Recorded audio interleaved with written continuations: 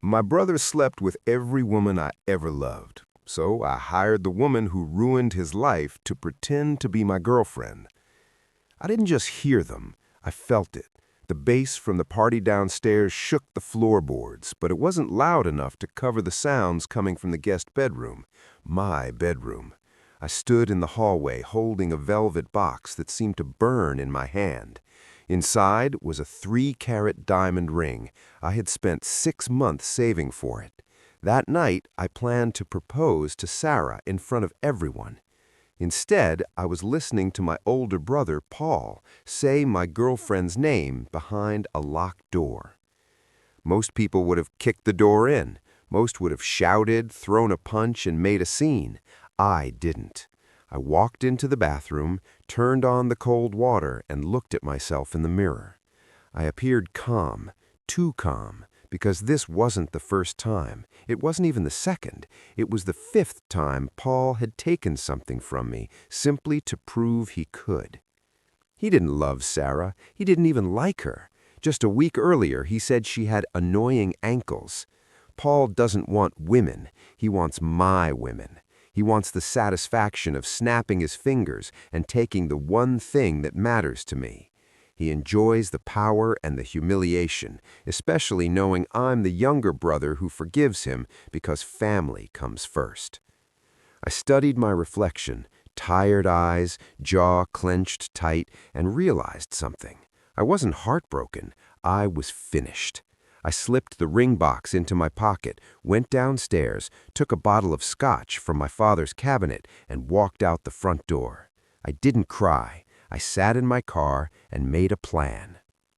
I needed a weapon, not a bat or a gun. I needed something that would hurt Paul in the only place he truly felt pain. Not his ego, not his bank account. I needed Mia. Paul is wealthy, crypto wealthy, arrogant, I can buy anything wealthy.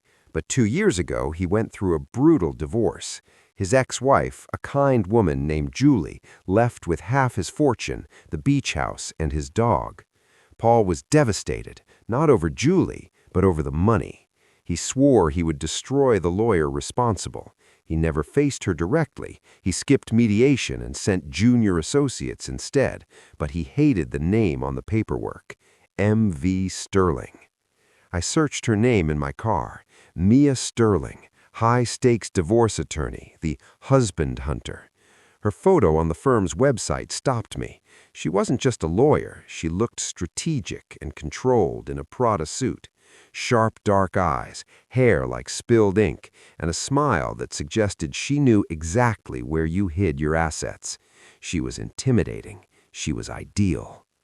I called her office the next morning. "I don't do consultations for under $500 an hour," she said 10 seconds after entering the glass-walled conference room. She didn't even look at me, just kept typing on her phone. "I'm not here for a divorce," I replied, leaning back in the leather chair. "I want to hire you to be my girlfriend." That got her attention. She looked up slowly, studying me like I was a contract full of hidden clauses. "My name is Dave Miller. My brother is Paul Miller." Recognition appeared instantly in her eyes, cold and precise. The crypto client who tried to hide $3 million in offshore accounts during discovery. I remember him. Arrogant, careless. He should thank me for not pushing for fraud charges. "He hates you," I said. "He talks about you like you're the devil." "I'm honored," she replied, sitting down and crossing her legs. "So, what's the proposal, Dave? You want to bring the devil to dinner?" "He sleeps with my girlfriends," I explained evenly. "Every one of them. He waits until I'm happy, then he moves in, charms them, sleeps with them, and leaves a week later. It's a game. I want to win." "And where do I fit?" "I introduce you as my new girlfriend at our family 4th of July party next month. He won't recognize you. He never attended the hearings. He only knows your name from the paperwork. You're intelligent, attractive, and exactly the type of challenge he can't resist. He'll try to take you from me." Mia tapped her manicured nail against the mahogany table. "And when he tries," she asked, pausing for impact. "We record it. We expose him to the family, but more importantly, you reject him, publicly. You let him believe he's succeeding, then you shut him down." She studied me in silence. The pause felt long and deliberate. Then she smiled, calculated and sharp. "My litigation rate is $600 an hour. For acting, it's $1,000 plus expenses. Deal." The next 3 weeks were preparation. It was business, but intense. Mia wanted every detail about Paul, his habits, his insecurities, his usual lines. We met for coffee, then drinks, then dinner. "He's a mirror," I explained one night at a sushi restaurant downtown. "He reflects whatever you want to see. If you're into art, he suddenly loves galleries. If you're into fitness, he's training for a triathlon." "Classic narcissism," Mia said calmly, dipping sashimi into soy sauce. "Predictable. I'll handle him." "Don't underestimate him. He's charming. He makes you feel like you're the only person in the room." She looked at me carefully. "Is that how he won Sarah?" I hesitated. "Yes, and Jen and Lisa." "Why keep inviting him around?" "Because my parents think he's perfect. They blame my failed relationships on bad luck. If I accuse him without proof, I'm just the jealous younger brother." Mia reached across the table and briefly touched my hand. Her skin was cool and steady. "We'll get proof, Dave, and I'll make him regret it." For a moment, I forgot this was an agreement. My heartbeat shifted unexpectedly. I pulled my hand back, reminding myself this was strategy, not emotion. The 4th of July party was held at my parents' estate in the Hamptons. White linen, polite smiles, and quiet rivalries. We arrived in Mia's vintage Porsche, worth more than my college tuition. That was intentional. Paul is obsessed with status. If I arrived in my Toyota, he'd dismiss me. If I arrived beside a woman like Mia, stepping out of a Porsche, he'd pay attention. "Ready?" she asked, checking her lipstick in the rearview mirror. She was wearing a red dress that could silence a room. It was backless, bold, and clearly expensive. "Showtime," I said. We walked into the backyard holding hands. My mother noticed us immediately. "Davy!" she squealed, hurrying over with a martini in hand. "And who is this?" "Mom, this is Mia," I replied, placing an arm around her waist. "We've been seeing each other for a while." Mia shifted effortlessly into her role. It was impressive to watch. She was no longer the sharp, distant attorney from the office. She was warm, attentive, laughing at my mother's weak jokes. Still, there was a slight distance in her tone, a quiet signal that she operated on a different level. Then Paul stepped onto the patio. He wore designer sunglasses and a shirt unbuttoned just enough to draw attention. He looked polished, as usual. He saw us, and the energy changed. He didn't look at me. He focused entirely on Mia. He stopped walking and slowly removed his sunglasses. "Well," Paul said, strolling over, "Dave finally brought home someone interesting." "Paul," I said evenly, "this is Mia." He extended his hand, holding hers a little too long and squeezing slightly too firm. "Pleasure. I'm the better-looking brother." Mia didn't laugh or blush. She examined him calmly. "Debatable," she said coolly, then turned back to me. "Babe, could you get me a drink?" I noticed Paul's jaw tighten. The first move had landed. For the next 4 hours, it became a subtle battle.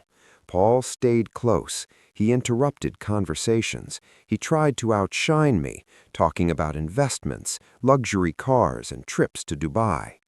"I just bought a new boat," Paul announced loudly during dinner, looking directly at Mia. 60 feet. I'm thinking about taking it to the Mediterranean next month. Do you sail?" Mia adjusted her salad casually. "I get seasick on anything under 100 feet. Dave, pass the salt." My father nearly choked on his wine. Paul looked momentarily stunned. Later, I spotted them by the pool. Paul had positioned himself close, one arm against the wall, limiting her space. "You're too much for him," I heard Paul say in a lower voice. "Dave's safe. He's kind but predictable. You seem like you want excitement." "And your definition of excitement?" Mia asked calmly, swirling her drink. "I'm risk," Paul replied with a smirk. "I take what I want." "Is that so?" she said. "Prove it." My stomach tightened. That wasn't part of the plan. Was she improvising, or was he influencing the situation? Paul leaned closer. "Meet me in the guest house in 10 minutes. I'll show you things Dave hasn't even imagined." Mia smiled, controlled and calculated. 10 minutes. She walked away confidently. Paul watched her, clearly convinced he had already won. He caught my eye from across the pool and winked. I felt uneasy. I found Mia in the kitchen moments later. "What are you doing?" I asked quietly. "The guest house wasn't part of this." "Relax," she whispered, picking up a bottle of champagne. "I need him alone. I need him to state it clearly. Are the cameras ready?" "Yes. I placed the GoPros in the plant and on the bookshelf." "Good. Wait 5 minutes, then come in." "Mia, he can be aggressive." She met my eyes firmly. "Dave, I handle men like him daily. He's not dangerous. He's predictable. Trust me." I waited 5 minutes. They felt endless.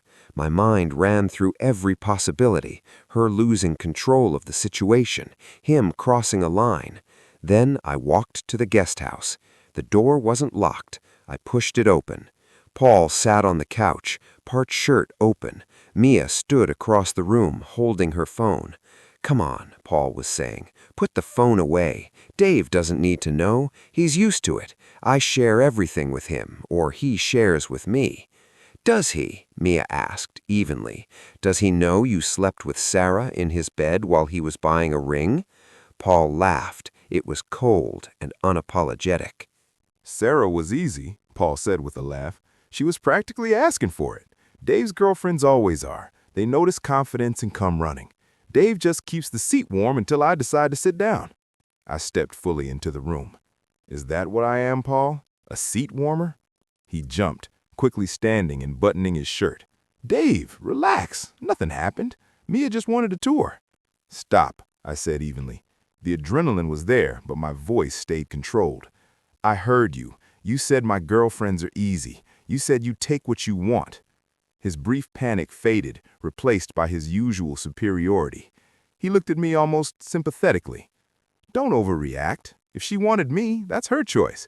You can't blame me for having better genes." He turned toward Mia with a confident smile. "Go ahead. Tell him who you'd rather be with." Mia stepped forward. Her tone shifted, calm but firm. "You believe I'm interested in you." "The chemistry speaks for itself," Paul replied. "Paul," she continued, "do you know why I look familiar?" He frowned. "You have one of those recognizable faces. Maybe I've seen you somewhere." "My name is Mia Sterling." Paul froze. The recognition was immediate and unsettling. "Sterling? As in M.V. Sterling?" "The same," she confirmed. "You're the lawyer who took my house," Paul said quietly, color draining from his face. "You're the one who got Julie custody of the dog." "Yes," Mia replied calmly. "And I have to say, Paul, your file didn't fully capture how unimpressive you are in person." "This is a trap," Paul snapped, turning toward me. "You hired her? You brought my ex-wife's lawyer to set me up?" "I didn't hire her to trap you," I said, standing beside Mia. "I hired her to show our parents who you really are. See that plant? The bookshelf? You're on camera. Clear audio, clear video." Paul moved toward the plant, but Mia stepped in front of him without hesitation. "Touch me," she said evenly, "and I'll file assault charges before you finish the sentence. And given what I know about your current tax reporting, I suggest you sit down." He stopped. Then he sat. The confidence he projected earlier disappeared quickly. "We're showing this to Mom and Dad. They'll see exactly how you talk about me and what you've done to my relationships. And if you ever interfere again—" Mia might remember certain financial documents from Discovery that were never submitted, added she lightly. "That's privileged," Paul protested weakly. "Accidents happen," she replied with a small shrug. We left him sitting there. Walking back to the main house, I felt lighter than I had in years. The tension I'd carried for a decade had finally shifted. Mia exhaled slowly. That was satisfying. You were intimidating, I admitted. Thank you. He fits the profile perfectly. Grandiose narcissism, deep insecurity, predictable. She paused under the trellis, away from the crowd. So, transaction complete? I suppose so, though I felt an unexpected sense of loss. I'll send the payment tomorrow. Right. She glanced down briefly, then met my eyes. He was wrong about one thing. What's that? You're not boring, Dave. You just chose the wrong people to trust. She stepped closer, her tone softer now. You handled yourself well in there. Without overthinking, I leaned in and kissed her. She kissed me back, decisive and certain. The aftermath was intense but necessary. We showed the footage to my parents that same night. My mother cried. My father was visibly angry. Paul denied everything, claiming the video was manipulated, but Mia dismantled that claim with a concise explanation of the evidence and his pattern of behavior. Paul wasn't completely cut off. My parents weren't capable of that, but his favored status ended. He wasn't invited to gatherings if I attended. His funding for a new startup was withdrawn. The dynamic shifted. 3 days later, I went to Mia's office to settle the agreement. She sat behind her glass desk, composed and focused. I placed the check on the desk. $15,000, I said, as agreed. She examined it briefly, then tore it in half. I can't accept payment from a boyfriend, she said, still reviewing her paperwork. Conflict of interest. A boyfriend? I repeated. She removed her glasses and looked at me directly. I enjoyed this. I spent my career dealing with men like Paul, dishonest and self-serving. It was refreshing to help someone genuine. So what happens now? It means, she said, standing and walking around the desk, you owe me dinner, a real one. No cameras, no strategy, just us. I can do that. 7 o'clock. I don't wait. That was 6 months ago. Dating Mia is intense. She debates like it's a competition. She critiques my clothes. She notices everything. But she's also deeply loyal. Last week, we ran into Sarah at a coffee shop. Sarah tried casual conversation, hinting at regret. Mia didn't argue. She simply placed her hand on my chest, met Sarah's eyes calmly, and smiled. That was enough. Sarah excused herself quickly. You didn't have to do that, I said later, laughing. Yes, I did, Mia replied, taking my coffee. No one interferes with what's mine. I used to resent that phrase when Paul said it. It meant control. When Mia says it, it means protection. My brother interfered with every relationship I had until I introduced him to someone he couldn't manipulate. It was an unconventional path to a relationship, complicated, expensive, unexpected. But now, watching Mia debate a waiter about the wine list while holding my hand under the table, I understand something clearly. Paul pursued what was easy. He targeted people impressed by surface-level status. In doing so, he removed the distractions and left space for someone he could never control. And that's something I would never trade. If you enjoyed this story of strategy, accountability, and unexpected connection, don't forget to like the video and subscribe for more daily stories.